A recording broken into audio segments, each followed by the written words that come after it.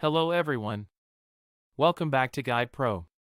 If you get an alert saying your Google account was accessed from an unknown device, it means someone signed into your account. This could be a hacker or someone who got your password somehow. Do not ignore this warning. Let me show you how to remove that device immediately. Open your phone settings. Scroll down and tap on Google.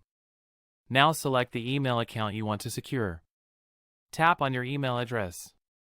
Next, tap on Manage your Google account. Now open the Security section. Scroll down to Sign into Google. Below that, look for your devices.